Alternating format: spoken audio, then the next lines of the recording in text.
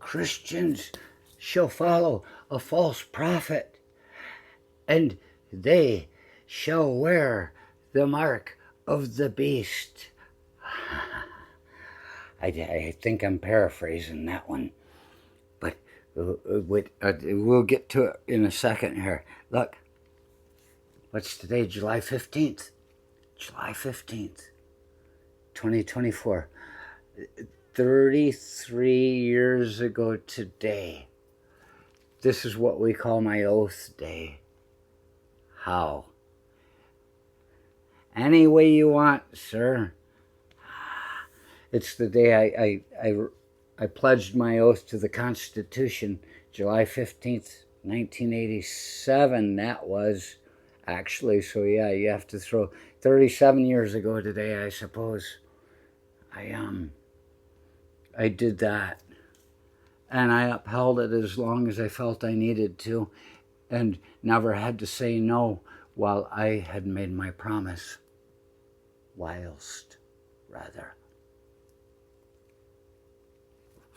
Thing is, I was supposed to do one yesterday, July 14th of 1991. That's the 33 years ago today one. See, 37, that's a good number. That's a prime number. You can do something with that. 33, yeah, I got out. I call yesterday Freedom Day, and I didn't talk about it. I was free from just needing to be somewhere every day, all day, and no real opportunity to just say, I'm getting out of here. You do, it does what it's told. I did what I was told. Sometimes I didn't like the way I went about it. So I give you this just so you realize I'm somebody that knows a little bit. I try never to brag about how much I know unless I run into somebody I like. If I see somebody that I like and they're mistaken, I say, well, are you sure about that? Let's check that out. And I always tell them, if I didn't like you, I wouldn't correct you, because I want all the dumbasses in the world to be spotted on sight. Dumbass. So if I correct you, it means that I care.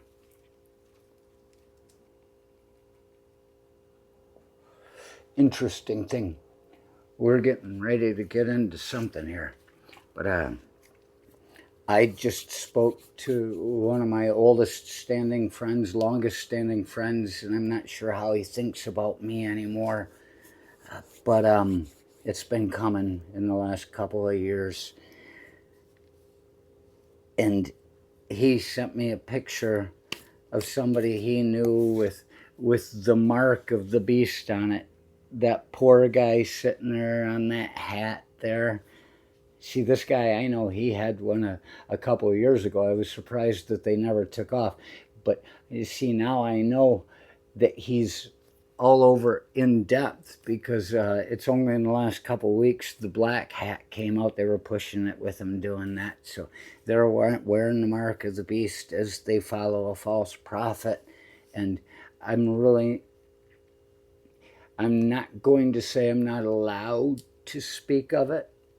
I just know that if I speak about it, it's going to be feeding him.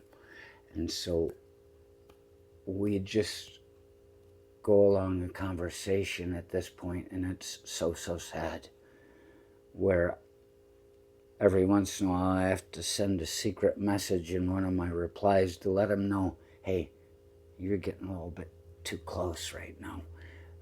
Back off a bit with whatever part of this relationship you not seem to hold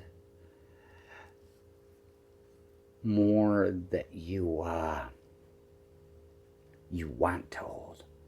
You want to hold this. And so he sent me a thing, and it was before I'd seen any pictures of the kid. A kid at my age, we can say that, a 20-year-old, a picture of him I hadn't seen a picture of him yet there in Pennsylvania.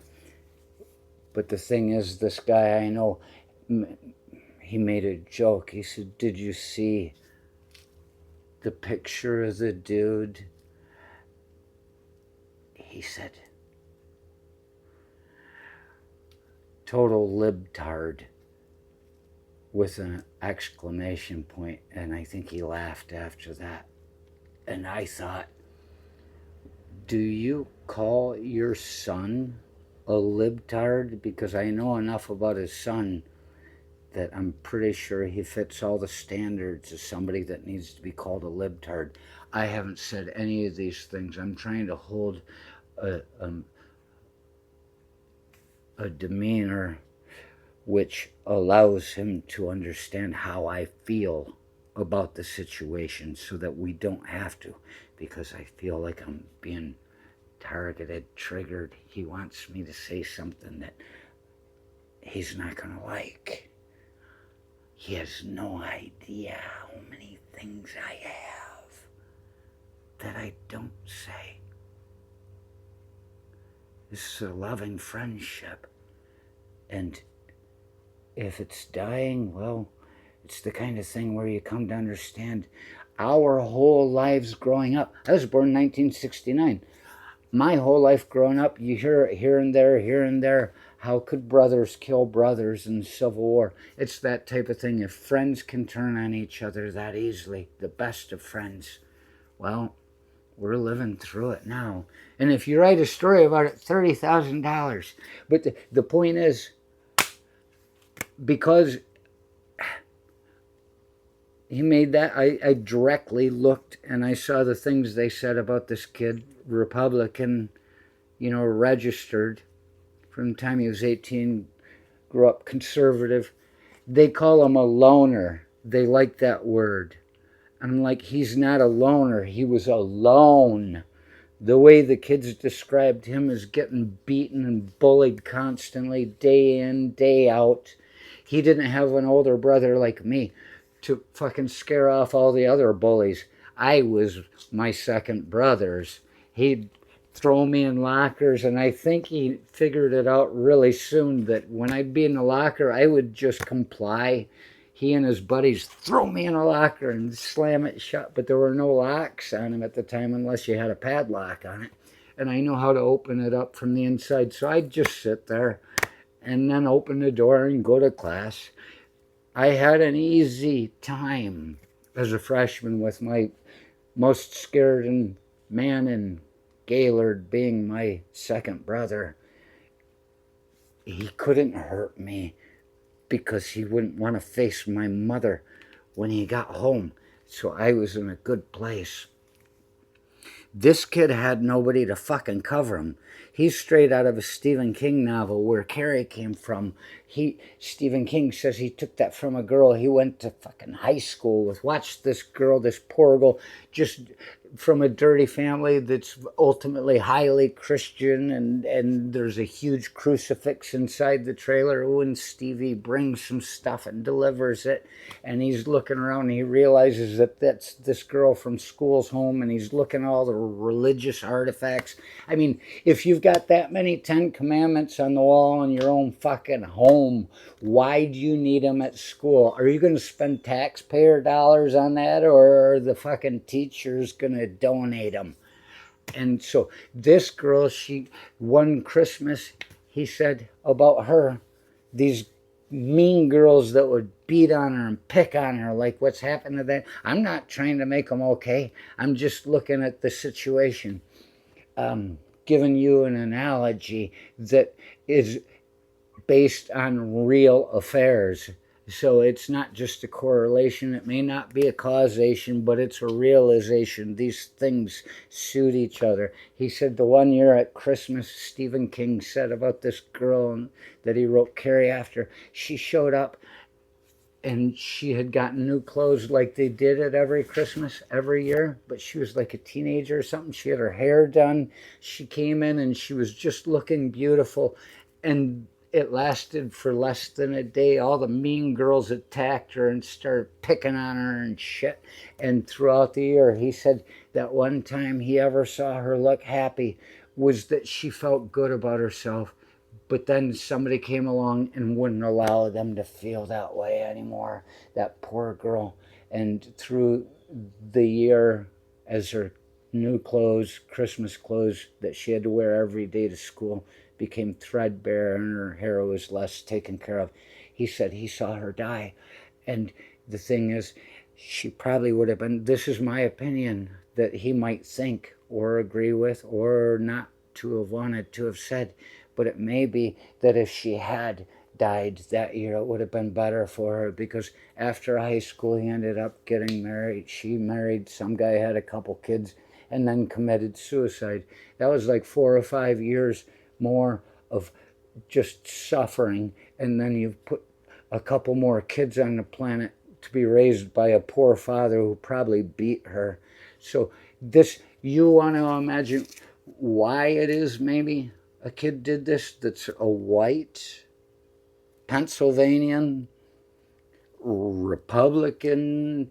There's some statement that suggests that he gave $15 to a grassroots fucking charity, $15 on January 20th of 2021, you know, right after the fucking January 6th shit. Something in him looked at that poor guy that you cannot understand why this kid would want to do this. What is his motive? People are looking for it.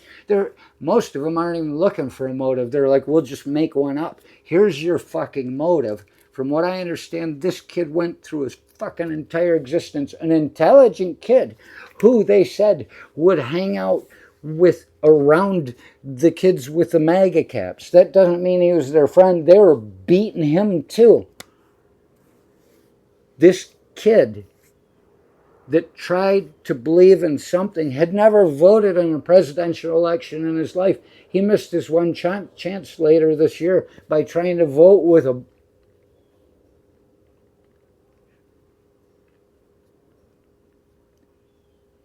You wonder what motive this kid might have had. Maybe it's the idea that he's been beaten his entire life.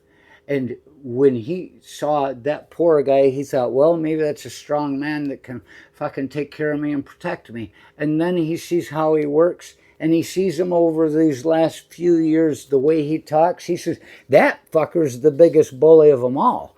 This kid probably decided, oh,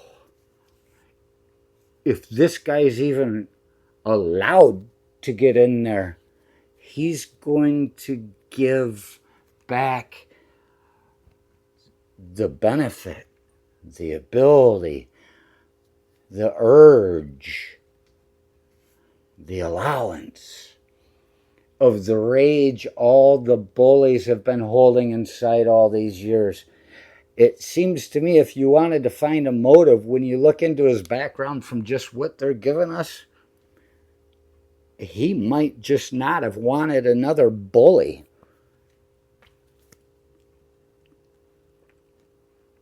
And remember, political violence is never okay. Really, since they shot him, how is it they can even prove that he was trying to kill him? Maybe he was just trying to scare him, and he got killed over it. I mean, attempted murder and things like that, that can be forgiven in confession.